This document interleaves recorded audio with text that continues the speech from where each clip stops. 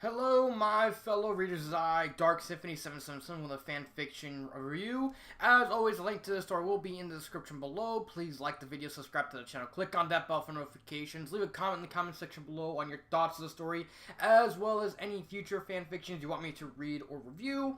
This story does, in fact, contain sexual scenes that are not suitable for anyone under the age of 18. Viewer discretion is advised. And as always, this is my opinion. My opinion is not indicative of everyone in the world. So, we're going to take a break from the Island series, mainly because, well, the final story, Pip's Treasure Chest 2, is about 100,000 words, and I need to pad out the videos. So, Resident Evil. Everyone loves Resident Evil. Resident Evil 2 remake just came out not too long ago, about a week or two ago.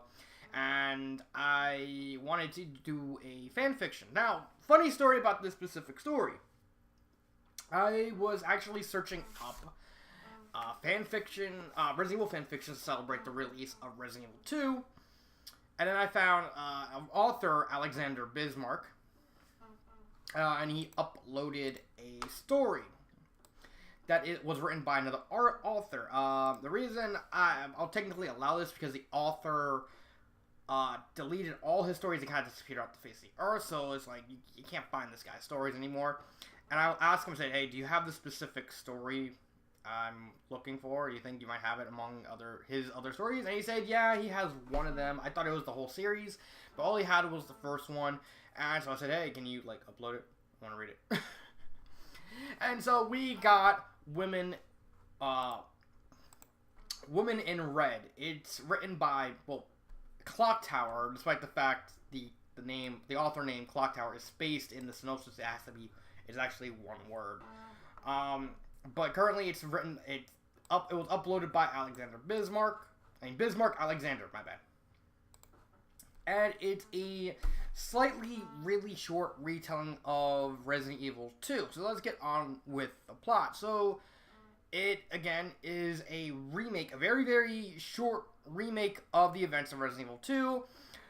It's just, there's only Claire and Ada in the story. They're the ones who kind of survive. Granted, in canon, we have Leon, we have Claire, we have Ada, we have Sherry, we have Ada. No, I already said Ada. We have Honk, we have Jill, we have Carlos Oliveira, we have Barry Burton of sorts. That Nikolai, I don't know, that Russian guy that was kind of evil that worked for Umbrella. I can't remember his name. And then all the people from Resident Evil Outbreak that I doubt anyone really remembers. So, in this story, it's just a very simple take of Resident Evil 2. It basically starts out with Claire meeting up with Ada in Chief Brian Iron's office. Claire has no bullets. Ada has some bullets. So it's like, hey, you know what? I can help you. I can help you get out. You just have to do one thing for me. You have to give me your body. And so we get like a very, very short sex scene. And so it's just basically like the second half of Resident Evil 2, just without Leon, without Sherry, without Brian Irons, without the report, without Ben Berchioghi, without Annette, but despite the fact Annette actually shows up in one of the other stories, Women in Red 3, she actually shows up in that story. Don't know how she got to Spain, but, you know, she ends up there. No Honk, no anyone. Birkin shows up about 3 times, but, you know, he shows up. And so it's basically just, you know, Ada offers help to Claire to get out of Raccoon City, but, you know, Claire has to, like, sexually appease Ada. The author completely portrays Ada as something of a nympho in the story, which I think is a really quirky way of all characters, Ada Wong. And so it's just basically it's a sex scene chapter plus one chapter that doesn't have a sex scene, and then rinse and repeat. So we have how many chapters are there? I actually still have, let's see, how many chapters are there? Nope. Where is it? Where is it? Oh, there's 11 chapters. And so, oddly enough, everything, yeah, there's like plenty of chapters, plenty of not chapters. It's only like 14,000 words. I'm sorry if I'm slightly tired. I'm still waking up. I read this entire story in one sitting last night, so I was too tired to do the video last night, so I'm doing it right now. It's a very simple. I honestly wanted to review this story with 2 and 3 because this story compared to Women in Red 2 and 3 is completely lacking in everything. The sex scenes aren't that good. The pacing is way too rushed. The character, despite the fact Ada being a nympho and Claire being bisexual, like a closet bi because she's straight, is like, okay, bye. Like near the end of the story, Ada's like, admit it, you like women. No, I don't. You like women. Maybe I do.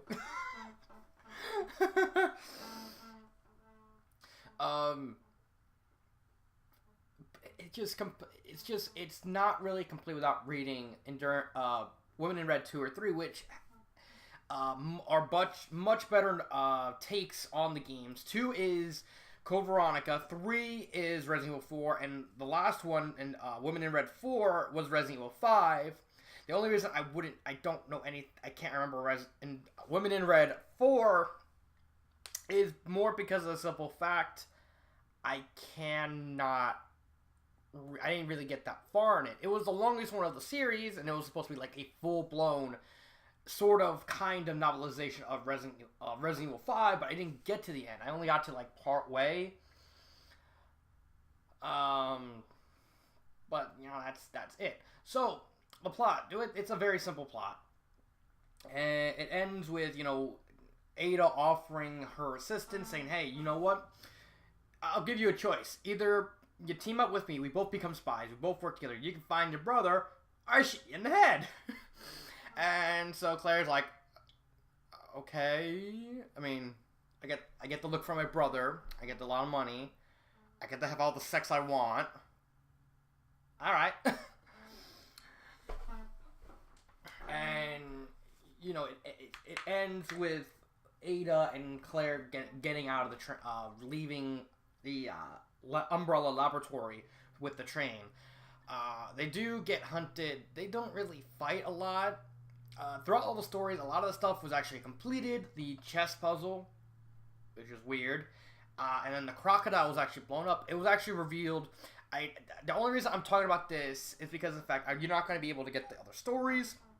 It was eventually revealed in Women in Red 3 that it was actually Annette Birkin who killed the crocodile and put the chess pieces in the puzzle. So, you know, that was supposed to tie into that little plot point on Women in Red 3. And, you know, it's very simple.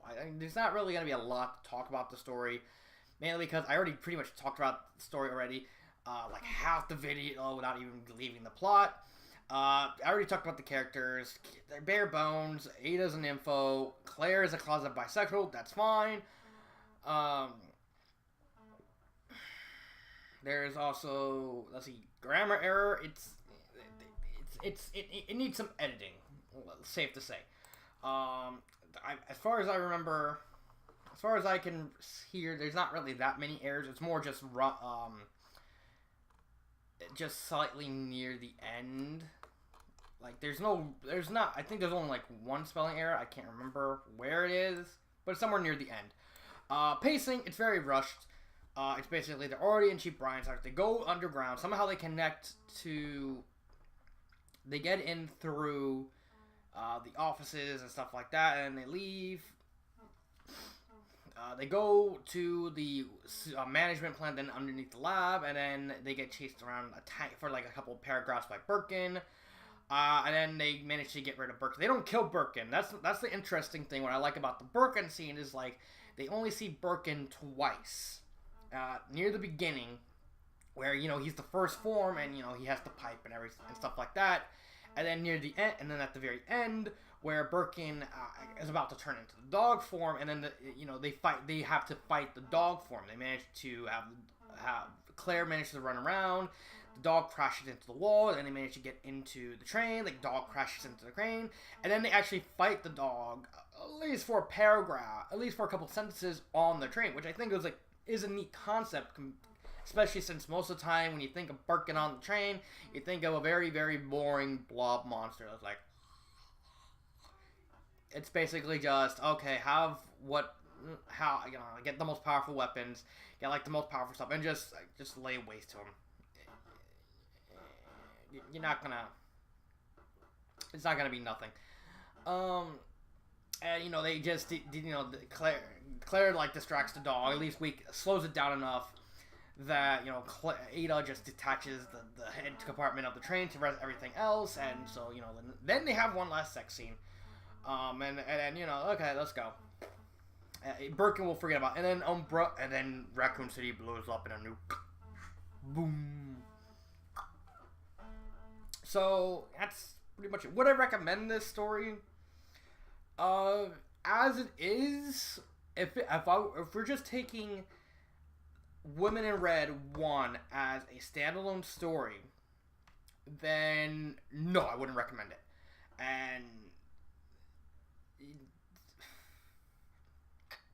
But if you take it as the first part of a bigger series, and the stories actually get better and better, as there's better editing, there's better pacing, there's better characters, it's more faithful to the games are based off of, there's more stuff to do, the sex scenes are actually better. I mean, the sex scenes in this story are lacking. First off, they're way too fast. The only sex scene I really liked was the one with the tentacle plant. It's like, okay, fine, it's a tentacle thing, it's tentacle rape. It's creative, but it's still lacking something.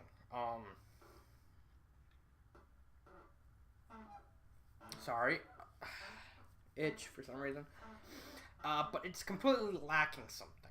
Everything about the story is lacking something, and without the other stories in the series to be re-uploaded, I mean, it's not much to really talk about. Favorite part? I don't have a favorite part. I mean, my favorite part of the entire series is actually in Women in Red 3. You know what? I'm going to do something unique for this video. I'm going to actually describe my favorite part of Women in Red 3, despite the fact the story is not out anymore. I'll talk about that at the ending part. So, let's get started. So, Women in Red 3 is basically Resident Evil 4. And it's the scene near the end where Ada and Claire are fighting Osmond Saddler. Osmond Saddler was the main villain of Resident Evil 4. He was this cult leader who believed, he wants to take over America by putting a virus into a character named Ashley Graham, and just shipping her off to her daddy, who just happened to be a president and had to spread the Las Plagas all across America. And so Claire and Ada are fighting Osmond, and they throw everything they can at the guy, but they can't kill him. And it's like, and Claire and Ada are just literally about to realize they're screwed. And then I'm not joking. This actually happens in this story. Ashley yelled at Sadler from behind him, and then, I'm not joking, this is just so surreal, it's hilarious at the same time, so freaking awesome. The story actually shows Ashley kneeling down, butt naked, holding a rocket launcher, and the merchant from the game kind of just snapping pictures of it. Yeah. Because in this movie, he's kind of a pervert who likes to make pornography. I think the merchant of that story kind of stole the entire story for me because it was just so ridiculous. He's like, yeah. I need these videos to sell Pornhub. Yeah. Okay, what do you want, stranger? I want this Magnum. You need to have some scissoring with that, mate. And so I'm guessing the promise was, you want this? Ashley tells the merchant, it's like, I need to help him. Well, I know what might kill him. And I'll PG-7. Okay, what do I do? Get butt naked. What? That's right. Get butt naked. Have me scan over with a recorder recording you. Say a witty one-liner butt naked and fire the game. You can have it then. Okay. so she says a witty one-liner and fires a butt naked. It's just such a surreal image that as soon as I read that part, I actually stopped when I pictured that whole image in my head, and I just couldn't stop laughing for about close to 2 minutes. It was just so ridiculous. I couldn't help but laugh at it. And it still gets me chuckles. Oh, that's so funny. That image is so funny. Especially when it comes from a character like Ashley. That's just... It's nothing. It's something else. So, final thoughts. First part is, what would I do to changes? Okay, so this is where probably the bulk of the story is going to lie. How far am I? 16 minutes? So, we have a single story that was originally part of a series. Now the other stories are lost to the internet ether. No, I doubt anyone will be able to find them unless I get really lucky. And we're stuck with Women in Red 1, which is Resident Evil 2. So therefore, we have to do an entire restructuring of the story. If we want to make this story as good as it can be, it needs a massive restructuring. So, first off, kind of do what the author did, slight retelling of the RE timeline. Started with RE2, focusing on Ada and Claire, another work of Clock Tower. Get rid of that space of Clock Tower. That's the first thing.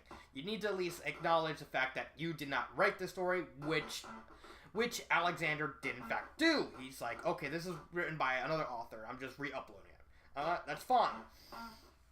Have the story start out with Claire entering Raccoon, and have a couple chapters dedicated to Claire by herself, getting into the police department, because that's where Women in Red 1 starts. In the police department in Brian Iron's office. We need to have at least some form of hints, of Claire and Ada eventually meeting. It'll build up to where we get off into the original story. No sex scenes at all.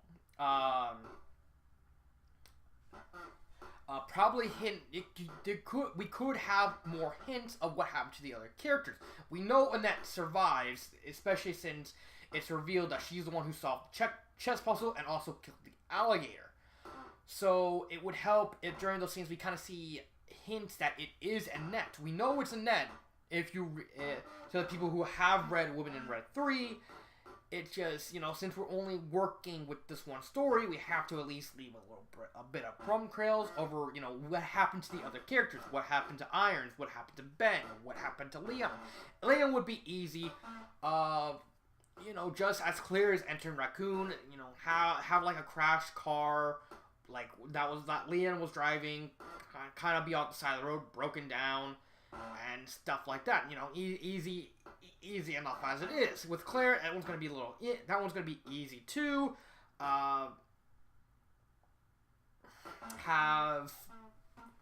We know what happened to Irons. He turned into the G mutant, and then Annette killed him. Have the skin of Irons somewhere in the torture room where he had, and the slime. We know that was the G mutant. But have what's the word? Oh yeah, have a hint that Annette was the one who killed him. With Sherry, that one's gonna be the hardest one. Have Sherry, like, you could Ada was there for the G sample. You could easily had the G sample in the locket. That would have revealed, oh yeah, Sherry didn't make it too. So, it's simple stuff, but it's enough to at least, lead especially with the Annette part, since we know she's alive. We could have had a flashback to the events that happened, just like in Resident Evil 2. This story needs to be more faithful to Resident Evil 2. With how it is right now, it's completely lacking. It's really only half the game, and even then, it's only telling the story in bare bones. So have Claire enter Raccoon, kind of go into the diner, have her escape through the diner by herself. Leon is not here, and have her make her way through Raccoon City into the police department. There she meets the police officer that was supposed to welcome Leon, that, Leon has to kill in his story. Not in his story, that Leon had, and have Claire kind of solve bits and pieces of the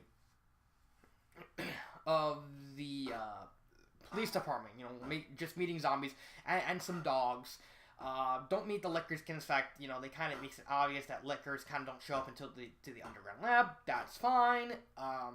Have Claire be a little more witty because she only has a handgun. The story makes it very clear that both of them only have handguns. They don't have any bullets. Well, Claire doesn't really get any bullets until near the end, and even then she just gets on her handgun and she just rather use that.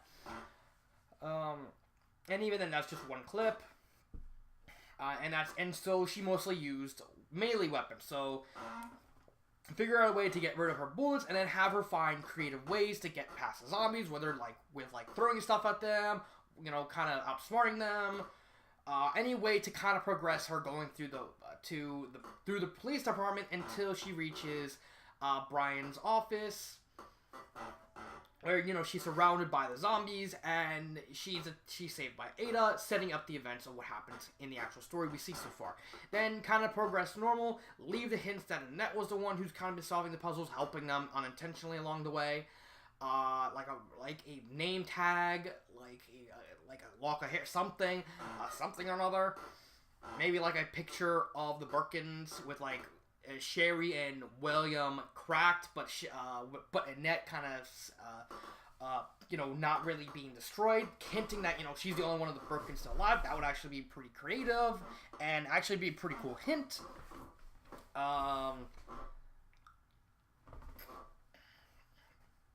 Have Mr. X, Mr. X is not going to be in the story. Have Birkin kind of show up more often. They don't really fight him. They just try and get rid of him to at least give some suspension to it, because it's a romance horror, but there's not enough horror elements, and so kind of having at least William chasing after them, with them really not being able to do any damage, while he's slowly kind of mutating as he's chasing them, and they have to and that would actually be a creative idea, with Ada and Claire have to constantly outsmart Birkin, because they know they can't hurt him because they don't have that many bullets. They have to try and conserve bullets as much as possible.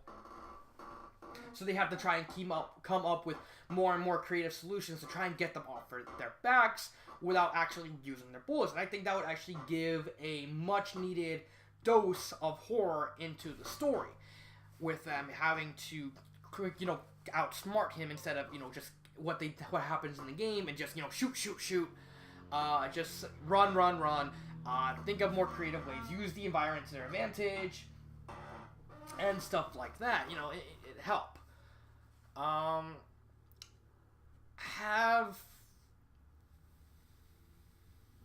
And I think that, kind of end it with, not even the Blob, end it with the dog version, because the only reason the Blob exists is because of the fact he was damaged enough that the G-Virus destabilized, and so he turned into a blob. So ending with them having to fight the dog Birkin, and they fight, and they on the train. And I think a better ending with Birkin would be they enter the room where they fight the dog Birkin. Same thing happens. They outrun. They don't have the weapons, and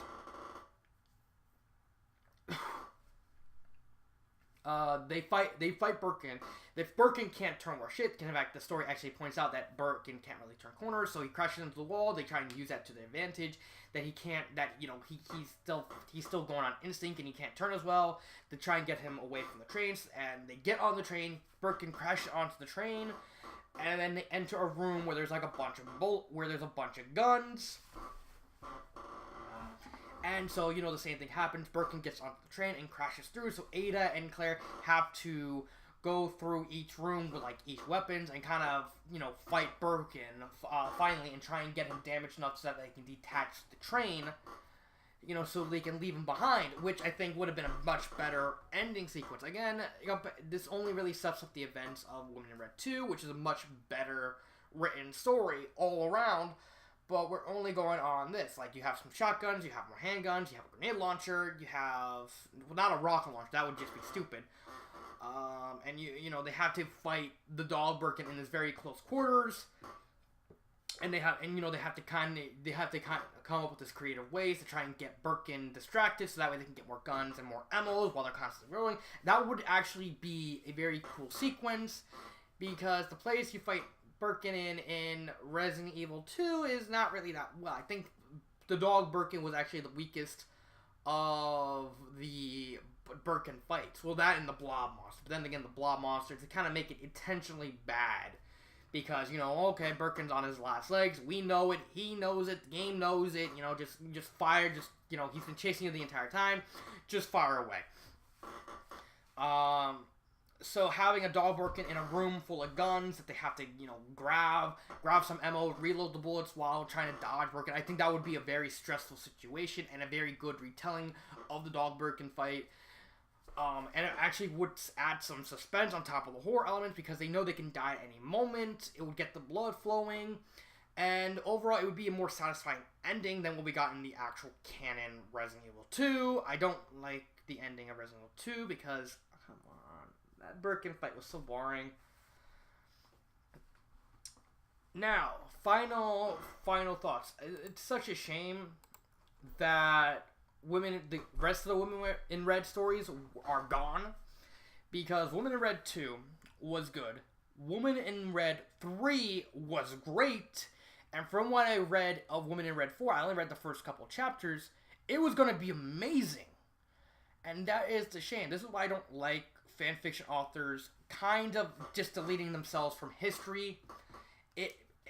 It cheapens everything. It cheapens their impact, especially if they have a good story. If it's a bad story, fine, and you're ashamed. But if you write a very, very good story, like, imagine one of my subscribers, Chrome Regos. Imagine if Chrome deleted Turnabout Storm, and then, you know, just disappeared, and nobody could read Turnabout Storm anymore. You know, people would get pissed. People would get mad. It's like, we can't read this story anymore. Come on! And you know, there would be a lot of upset people. And it's because, I just don't want people to realize, I write fan fiction because they'll make fun of me. Fan fiction, again, I think I mentioned this in a previous video, fan fiction has a bad rap. The likes of Cupcakes and, for the most part, creepypastas as a whole, my Trekkie's Tale, My Immortal, Conversion Bureau, these are all stories that kind of caused fanfiction to kind of be dragged through the mud, and people still talk about it. People still talk about My Immortal in certain areas of fanfiction, mainly because but it's more of, did the author write this as a crack fic on purpose, or did he just make it? Did he try to think it was a good story? I don't know. Cupcakes is still kind of talked about, but that's more into hush tones. Like it's more that Cupcakes was more a hindsight thing than anything else. Nobody expected it to be kind of at least partially liked by the fan base now. Conversion Bureau, that's completely been forgotten about, except for the big Conversion Bureau fans like Chatoyance or Warwolf over on FanFiction.net. And My Trekkie's Tale, no one really remembers My Trekkie's Tale unless they want to do a history into Mary Sue's. Even then, My Immortal kind of does a better job than My Trekkie's Tale in certain ways. I do, you know, but it's but still, it's a shame that all these stories constantly kind of get deleted, and they do it because they don't want people to associate them with fanfiction anymore. It's like, I don't want people to say, hey, did you write that fanfiction? You wrote that horrible fanfiction. Ha ha ha ha ha. And that's why I like Thomas Turner, Landsec Storm 5, that, you know, he did it. He admitted that he's a fanfic. I'm proud of that guy. I'm proud of him. And you know that made me happy when I read Four Corners, and I did the review on it, because I really liked the story. I really wanted to see where that goes. I really wish Women in Red 2, 3, and 4 eventually come back somehow, some way, because I really want to read these stories. I really want to talk about these stories, because They're probably not one, but two, three, and especially 3 and 4 are among some of the best erotic stories I've read in fanfiction. Women in Red 1, as it is, it's completely rushed. That's fine, and Women in Red 2 is just an average story. It accomplishes nothing in the long run, besides set up the events of Women in Red 3. It more sets up that one than anything else. But overall, why do authors have to delete their stories? Why can't they just say, leave them there for prosperity's sake? If it's a very bad story that they're ashamed of, that's fine. But if it's a story that they really like and there are people who do like it, then just leave it up there. So that's my review of Women in Red. This has been Dark Symphony 777. I apologize for the little tangent at the end. I feel it was kind of worth talking about. And cut.